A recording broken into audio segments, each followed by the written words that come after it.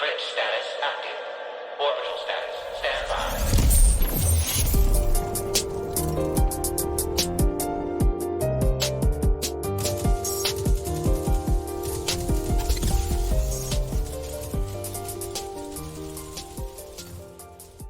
What is up, Guardians? This is Cosmodrome Radio, broadcasting on all frequencies from here all the way to Fellwinter Peak and farther.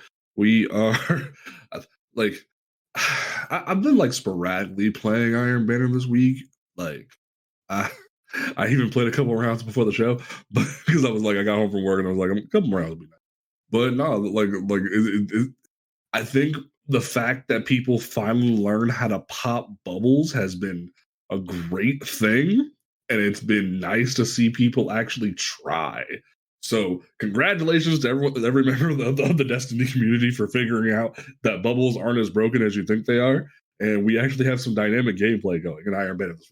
But this is Cosmodrome Radio, the podcast, all about Destiny 2 and everything about it. Just talking about all the great news and things that go on and our opinions along the way.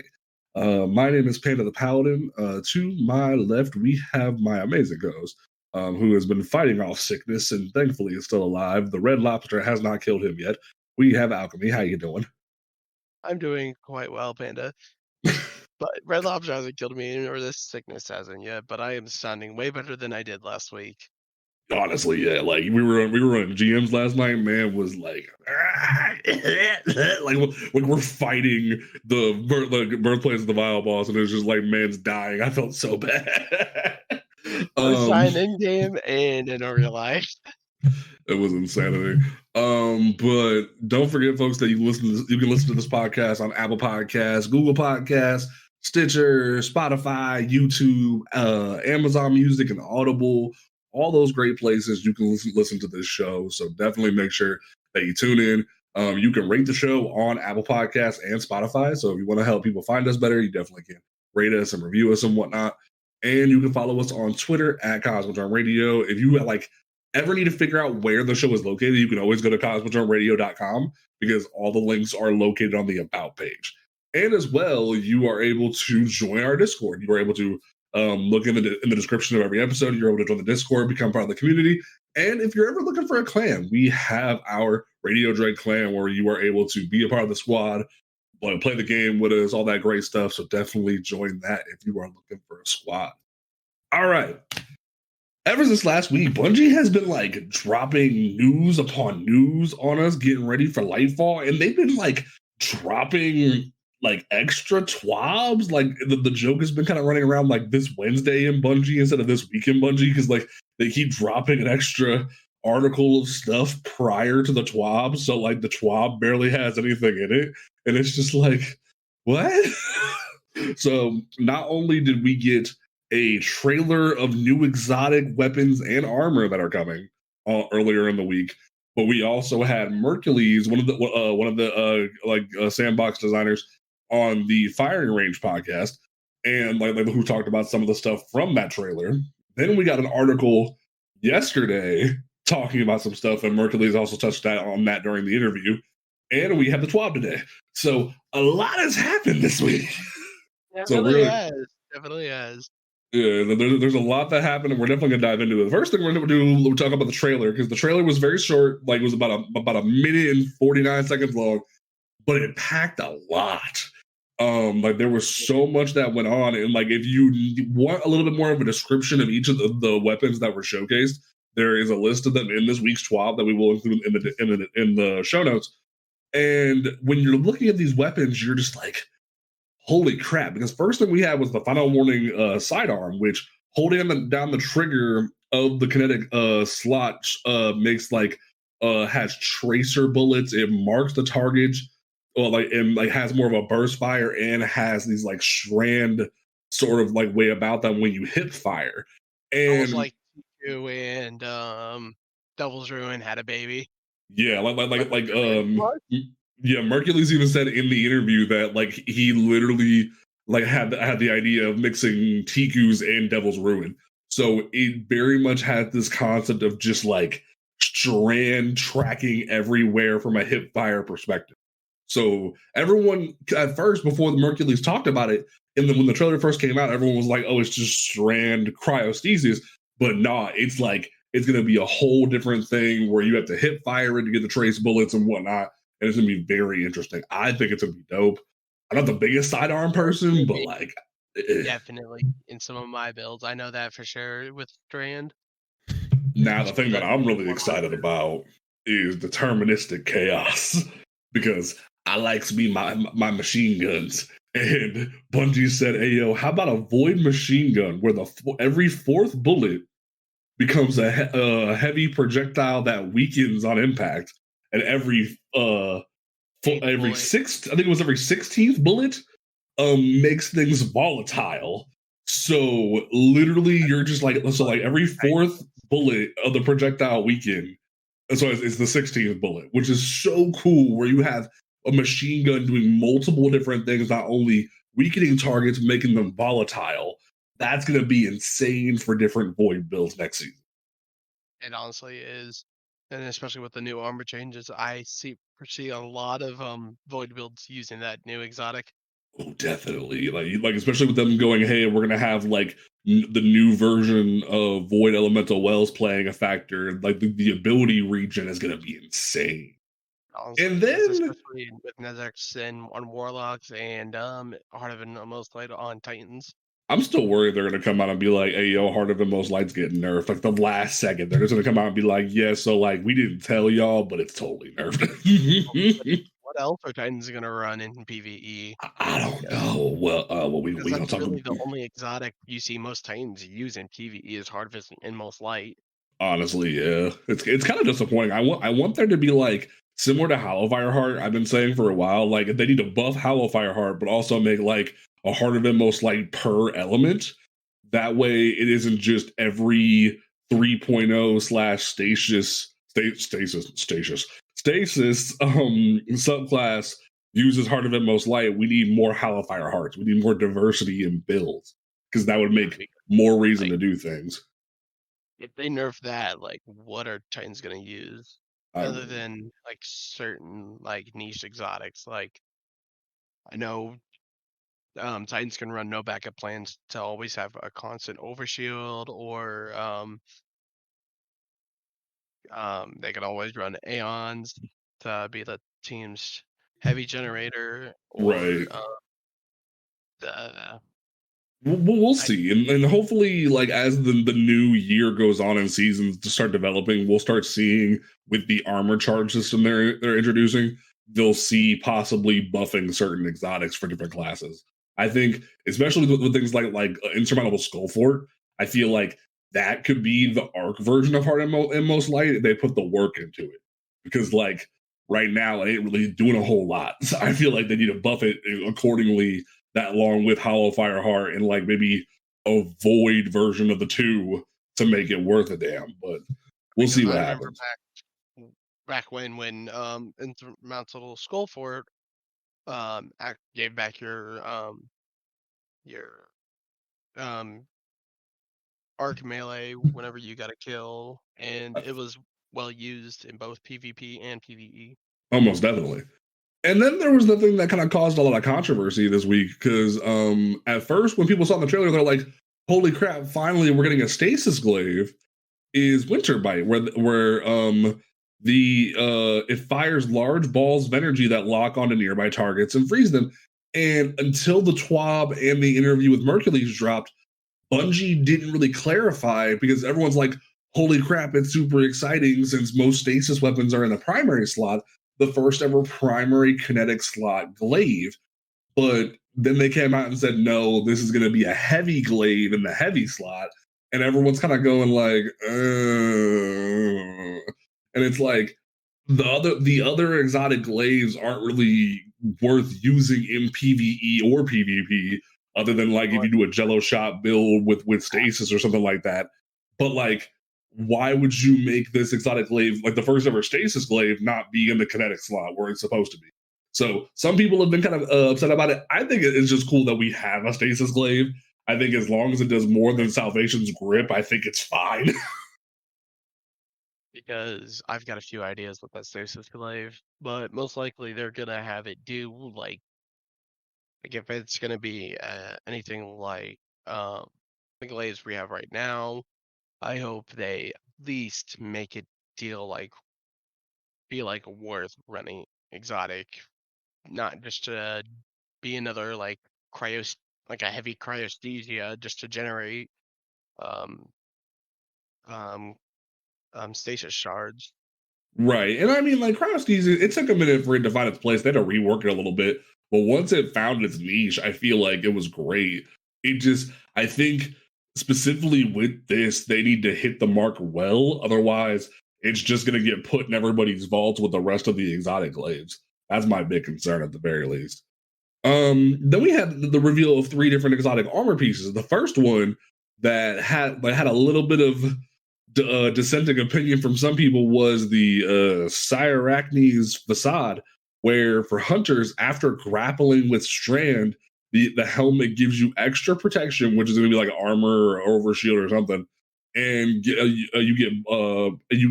get flinch resistance only on like entirely, but the armor apparently is only for body shots, not for headshots. So while you have extra flinch resistance and armor for body shots, it's not totally broken. Like, you can still hit somebody in the head and kill them. So it's not going to be like a hunter just grapples in PvP and has like the perfect ability just to hit you forever and like not have a problem. If you headshot them, they're gonna die. So I think that's kind of a cool way to go about things, especially for PvP and PvP. Yeah, I know there's gonna be a problem where people that snipe are always gonna be running that on hunters, and especially with I don't know what um the PvP meta is gonna look like next expansion, but I feel like it's gonna cause some problems. I just feel it in my gut.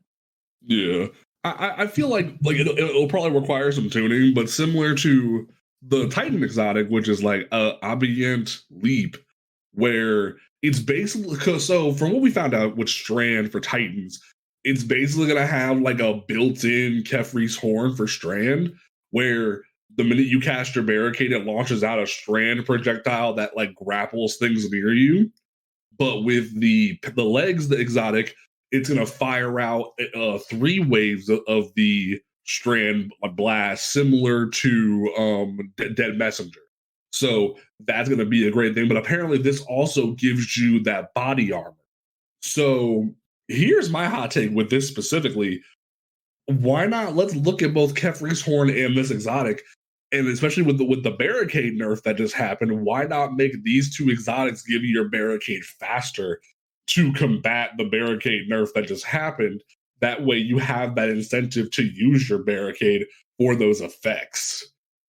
Honestly, Like that would be a really cool way to go about that, because it would, if you're gonna make what's the word? If you're gonna make Titan's ramparts take away your barricade for longer, why not introduce exotics to make your barricade be faster? Especially if you want them people to use barricades offensively. That's where I'm kind of honestly, like, I feel like what they should do is if you get a kill with the either the strand or with the new boots or Capri Sting, I feel like every kill that you get with it should reduce your um barricade's cooldown. that'd be kind of cool.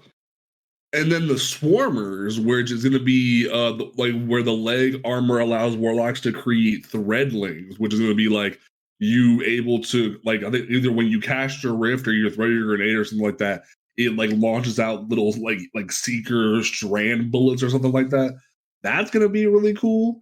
I think that'll like give it a little bit of diversity, but I'm really worried because like they keep showing this ability with strand where you launch out a strand attack and it like grapples enemies upside down. If it ends up being a thing similar to stasis where we're immobilizing guardians for elongated periods of time and they can't escape, that's going to cause more problems throughout the community in general. Like, we're going to be back to square one with stasis. And then, like, you're going to see just Strand getting nerfed into oblivion to where no one uses it the same way this happened. And it's like, I don't want that to happen. I want Yeah, this because to I be feel like exciting. Strand gonna be like, I want to use it. I don't want it to be nerfed into the ground because it's gonna be one of the new subclasses. But let's Exactly. hope that they learn from stasis and they actually allow you to just like have it almost like stasis where it's the exact same cooldown and everything to break out of it. Right.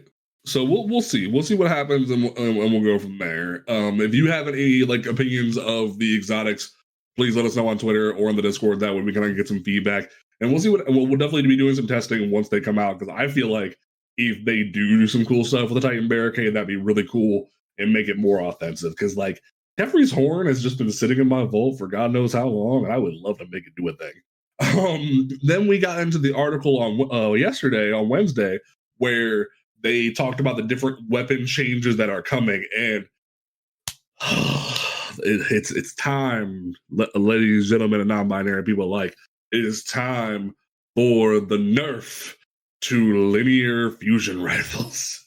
We knew it was coming. It's since season of the Splicer, or season of the Lost, rather. Since season of the Lost, we've been enjoying this linear fusion existence where linear fusions were the main DPS source for so many people, and now they're finally getting hit to where they are reducing the damage against champions, mini bosses, and vehicles on all linear fusion rifles by 15%. And Bungie did clarify through Mercules on the Firing Range podcast that Arbalist and Lorenz Driver are catching these nerfs as well. And that's gonna hurt.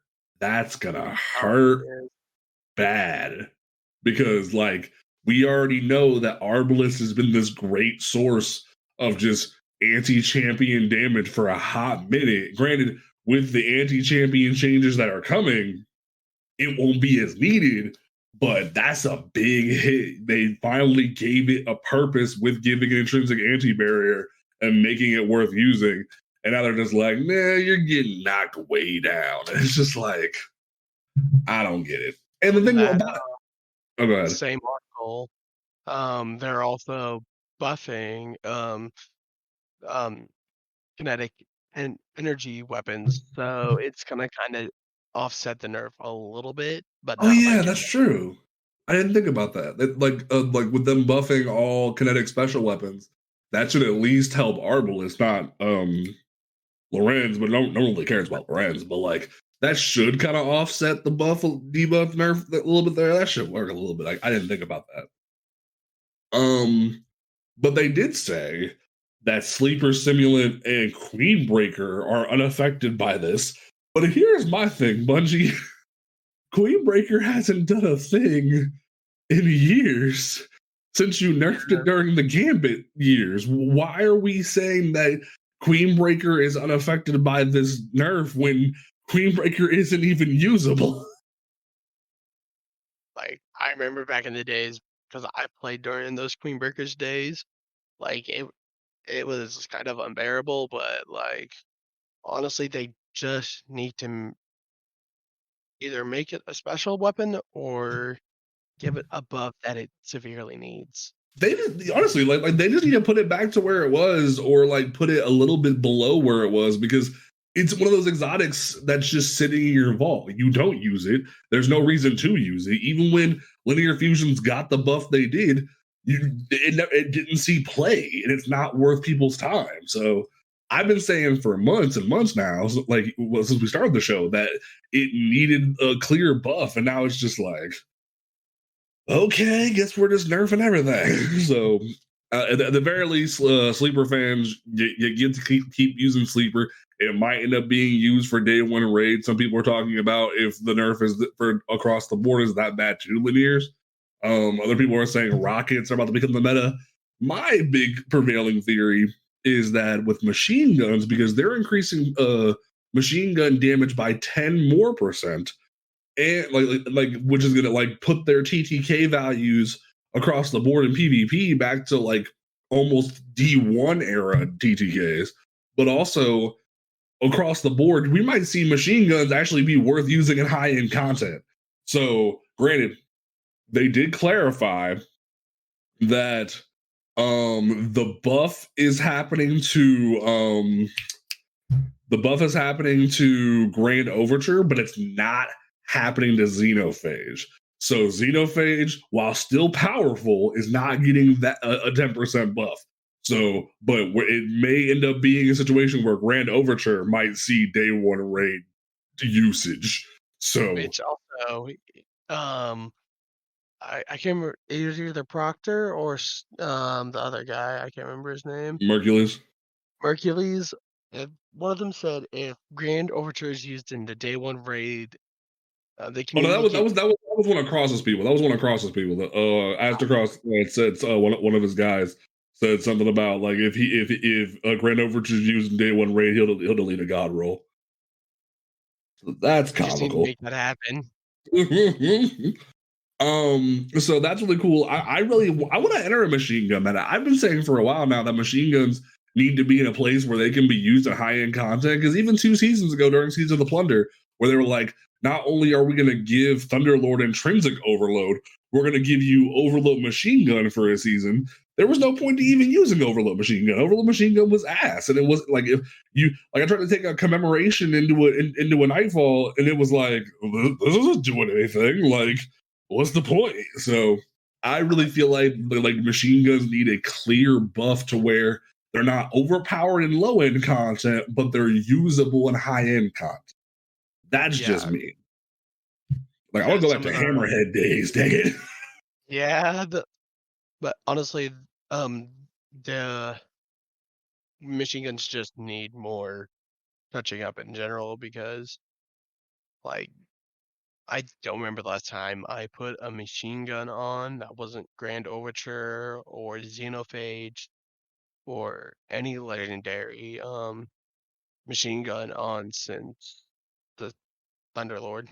The only thing that's even happened recently was that the volatile bug that was going on made Retrofit Escapade be worth using in high-end content. But even then, it's like, that was a bug. We want to be able to use machine guns like normally without a bug existing. So hopefully this 10% buff is worth it. Then they announced that heavy grenade launchers are getting a buff against champions, mini bosses, and vehicles by 20%, and miners by 40%. Because at first in the notes they say Parasite isn't being effective, but everyone's like, is Anarchy coming back? And it's like, they even clarified, yes, Anarchy is being put back to where it was. Now, some people are kind of like, but the ammo's still kind of not where it was because they nerfed how much ammo you can hold. My philosophy is, I don't give a crap. We are about to be putting arc webs everywhere and going back to the good old days, dang flabbit. So we can get some Aeons or some Lucent finishers. They bring Lucent finisher back. We can compensate. Anarchy is coming back. Yeah, no matter what, people are going to be using that. It's definitely going to be a thing. And day one rating as well. Like, they even said, they're gonna improve the projectile collision. They're increasing the blast radius, and you're gonna see, like, if anybody hasn't crafted Tarnation from Witch Queen, definitely craft that, because that gets enhanced chain reaction and enhanced clown cartridge. That'll be great for legendary use.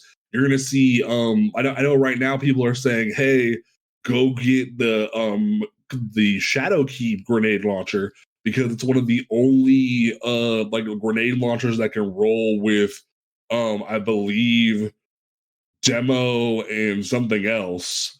So definitely look into that. Well, I know they can get auto loading in full court, but someone said something about it can get something else in demo. I might need to look at that real quick, because I know I saw a TikTok earlier. The meta might be threat. God, what's the perk when you get low health and auto reload to your weapon? Threat detector? No, it's not threat detector. It's life something. Love and Death. It's called Love and Death. Because I watched a video before I came home from work, and it was like, it's a demo and something else was like the best thing you can get on Love and Death, and I'm like, It was clown cartridge. You can get clown cartridges in demo on Love and Death.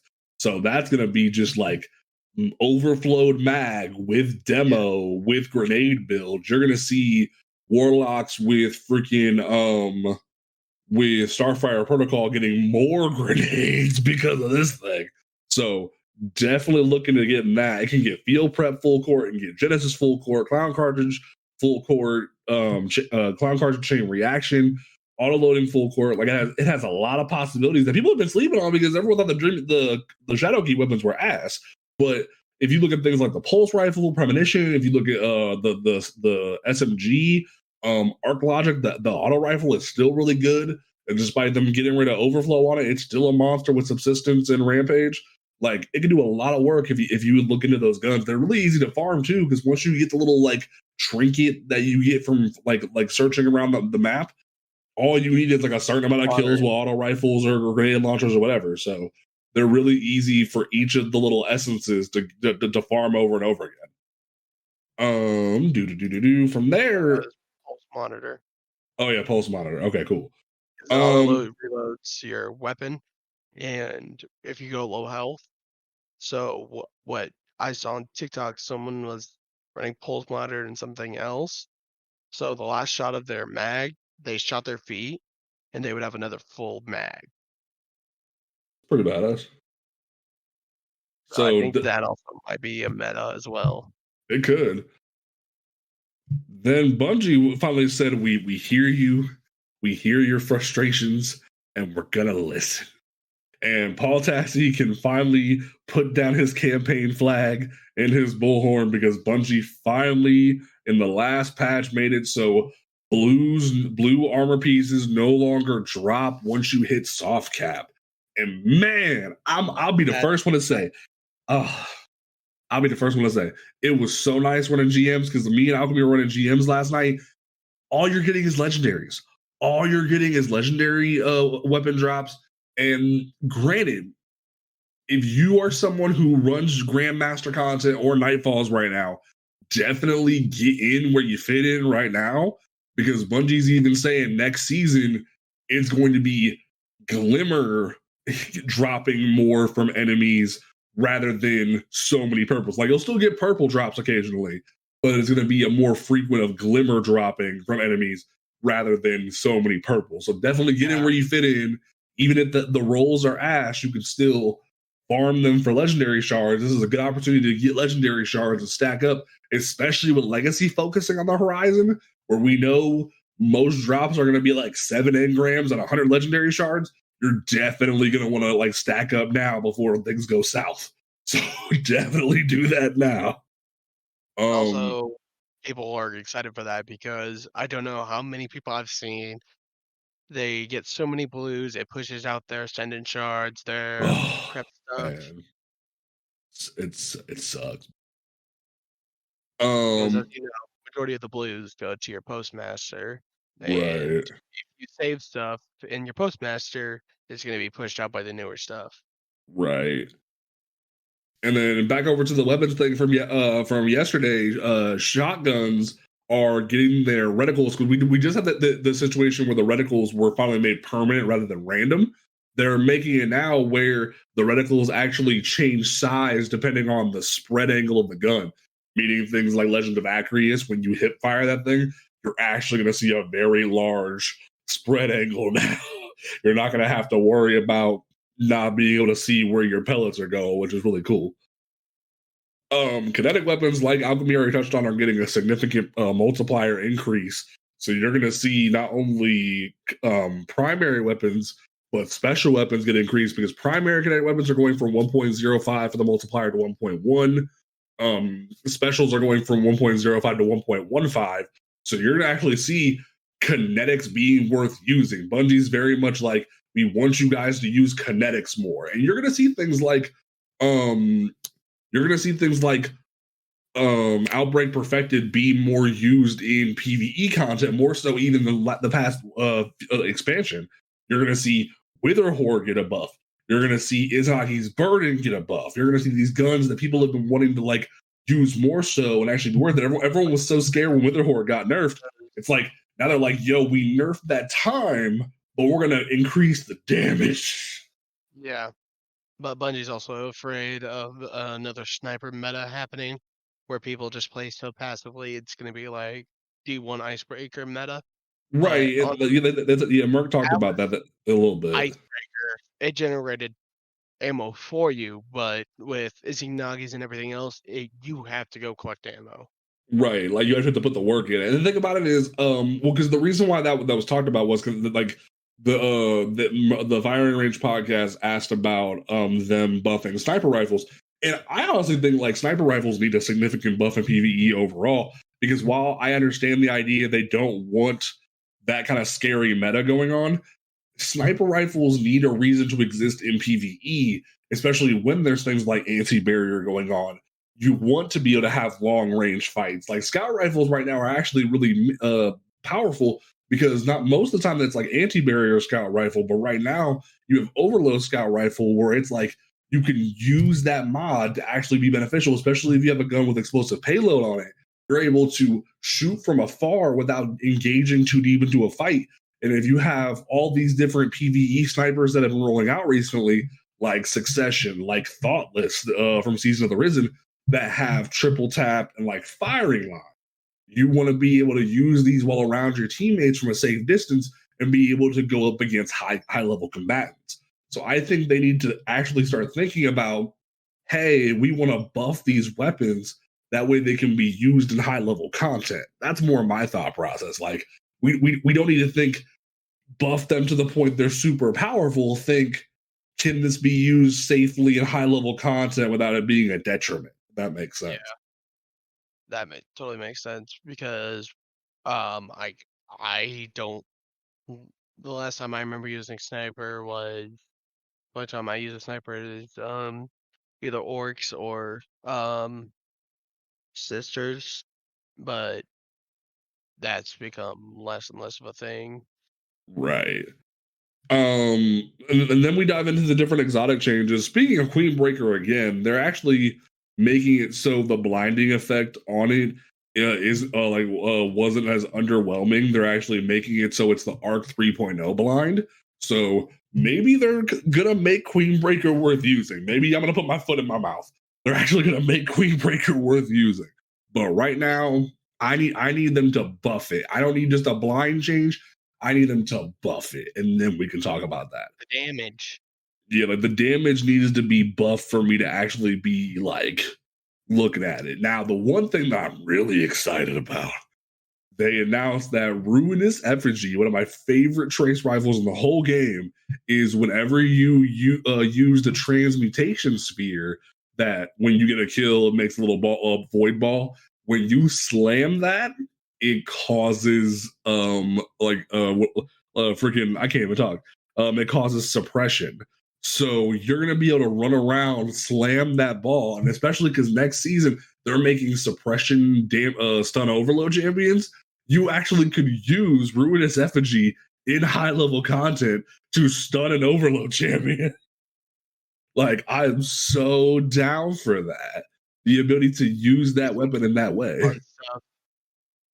And then they're like, hey, while we're at it, let's buff Leviathan's Breath. That way it applies volatile on perfect draw impact, and they're going to increase the damage of it against PvP players. That way it's a one-shot kill again in supers, and they're going to increase it against champions by 30%. So, like, y'all thought Leviathan's Breath was great for Inside Terminus this season. Wait till next season. That's gonna be fun. I am gonna run like chain all the time now. It's gonna be great, man. That's gonna be so good. I'm so excited. And the one thing they talked about recently, I remember I believe it was the Massive Breakdowns podcast. I could be wrong, but Mercules was asked previously about it wasn't Mercules, it was Proctor. They talked previously about making it so things like Sunshot and 1000 Voices would work with the 3.0 verbs. And look what happened. They're like, hey, we're going to make it so the explosion from 1000 Voices is going to cause Scorch. So That's gonna be nutty. And also Prometheus lenses getting incandescent as well. Yeah, so like these in Polaris lance is on the perfect fifth shot is getting scorch as well. It's changing the burn effect it had to scorch. So you have these four. Nope, it was just a normal burn damage, like a quote unquote burn damage. It was grandfathered in, but now they're making it so the perfect fifth shot has scorch. So if you just keep getting crit shot after crit shot, you can just keep causing scorch damage over and over again with the perfect fifth crit. So Polaris Lance might become meta next season. And then they're like, hey, let's do something with Two-Tailed Fox as well, because not only did it already have suppression from the Void Rocket, they're going to make it so the Solar Rocket causes 60 plus 30 Scorch stacks of burn. So you're going to have Scorch and possibly like on top of the suppression, and they're saying that the Catalyst completes the trifecta. And I'm like, what does that mean? Because then it wouldn't be a Two-Tailed Fox if it has 3 modes. What's going on? Strapping another barrel on it and have it make it do arc damage. That would be dope, but like that would defeat the purpose of calling it a Two-Tailed Fox. It would be a 3-tailed fox, but like whatever. I'm down. I just think it's weird. It could be a Kitsune which has 9 tails. Oh God. And then as we already talked about, but like this was partially touched on, Grand Overture is getting switching from a normal blind to the Arc 3.0 blind. And then they talked about something else that I'm kind of interested in.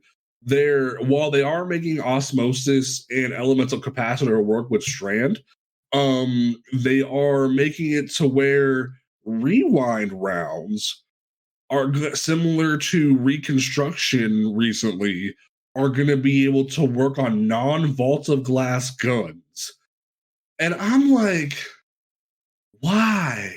Like, what? Like seriously, like why? Why take away the exclusiveness of that perk? And also, you're probably going to be making it so vault of glass weapons are craftable soon.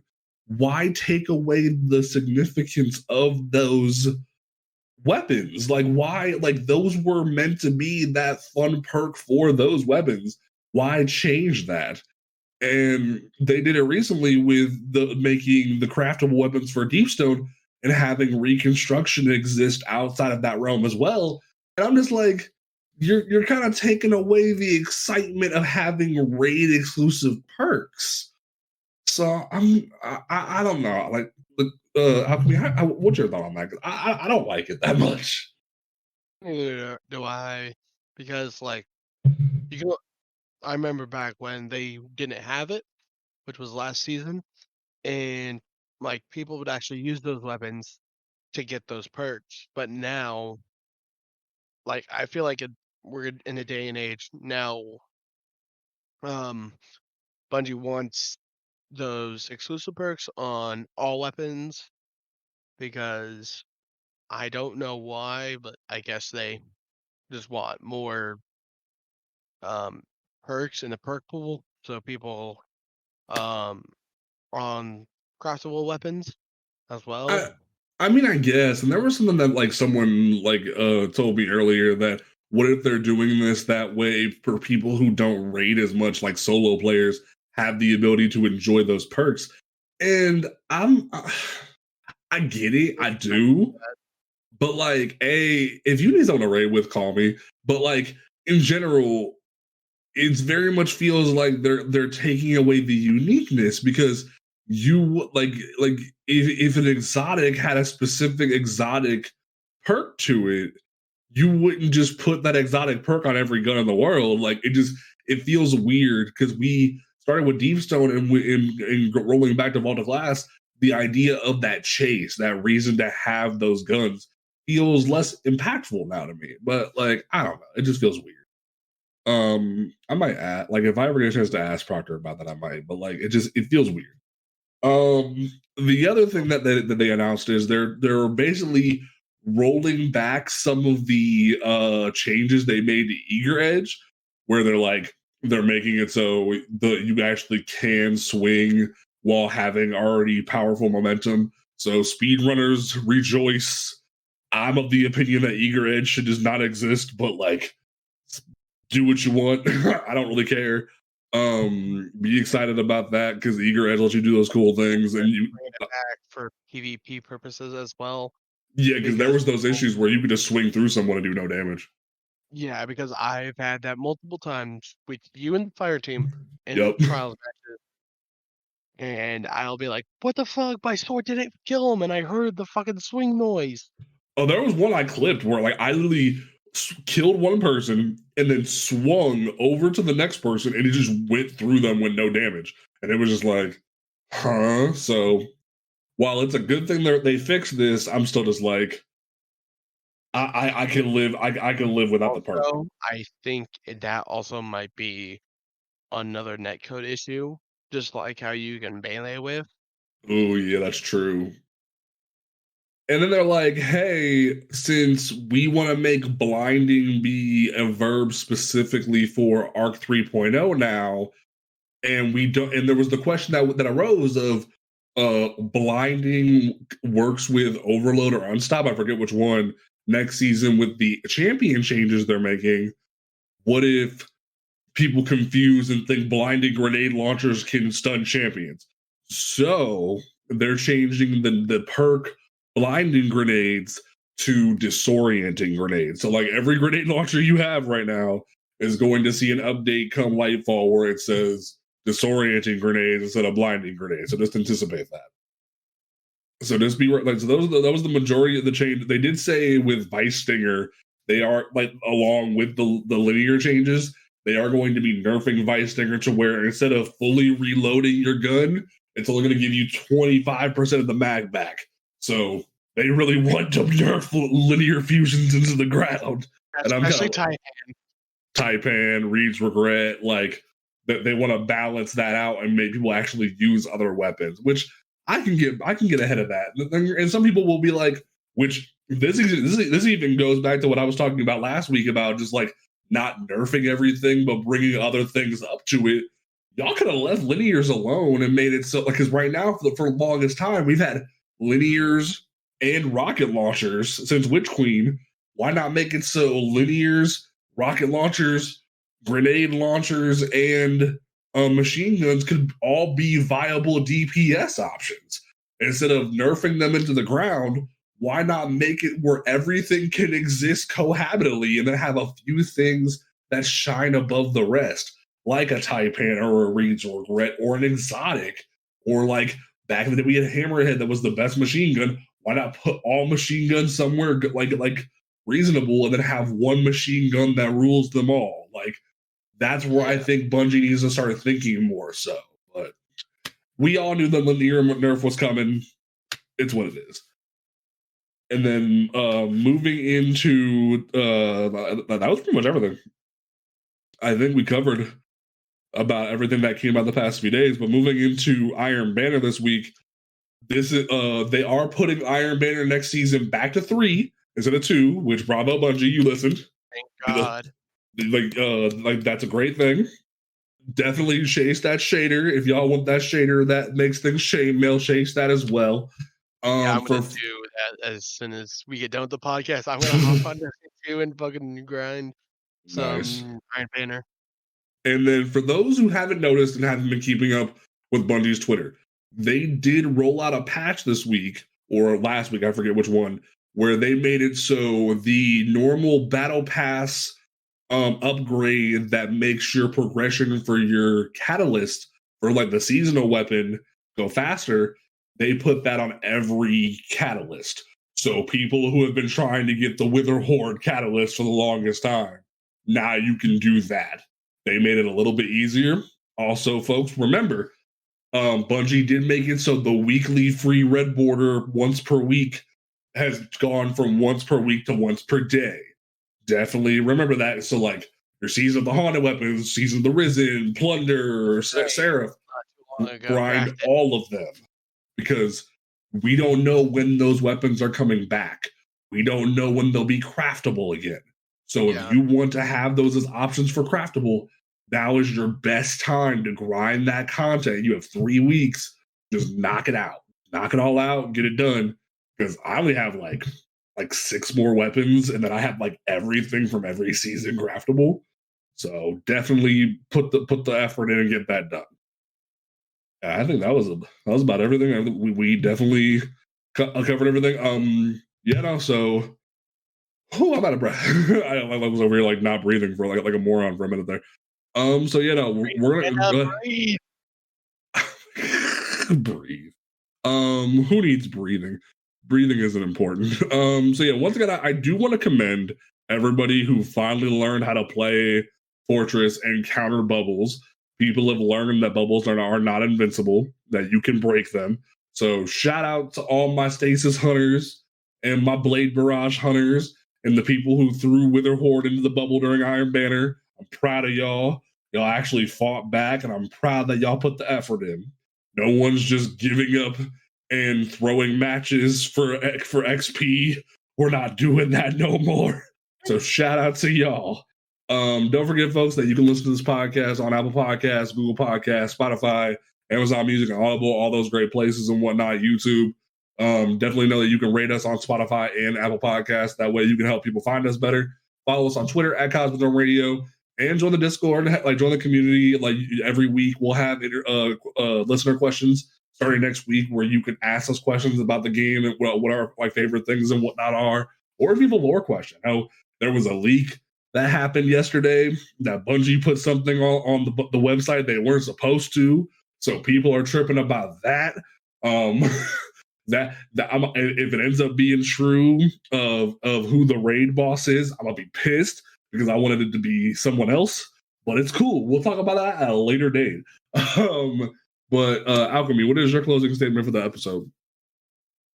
I also think Lightfall is going to be awesome, and I have high expectations for Lightfall. And with all the changes and all the new armor coming in, I hope that Lightfall